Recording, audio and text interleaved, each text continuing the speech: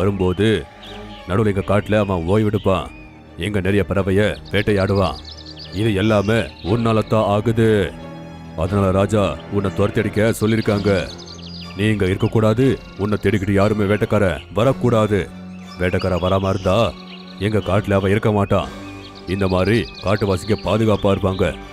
அது கேட்ட உடனே எல்லா பறவைகளும் ரொம்பவே கவலைப்படுறாங்க.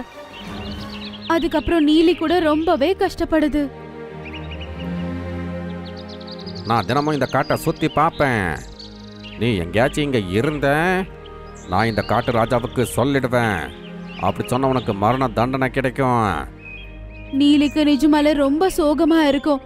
அதால முடியாது, அழ ஆரம்பிக்கும். இந்த மாதிரி ஒரு விஷயம் நடந்து ஒரு 12 நாட்களுக்கு அப்புறமா பறவைங்க விலங்குக எல்லாமே சேர்ந்து சந்தோஷமா இருப்பாங்க. அந்த நேரத்துல ராமு ஒரு இடத்துல நின்னுக்கிட்டு இருக்கும். எனக்கு வயிறு முட்டை சாப்பிட வாய்ப்பு கிடைச்சிருக்கு. ரொம்ப நல்லதா போச்சு. அப்ப ஒரு குட்டி பறவை ஒண்ணு வந்து அதோட வயித்து மேல உட்காருது. அந்த பறவை உட்கார்ந்து இருக்கிறத கூட யானைக்கு தெரியாது.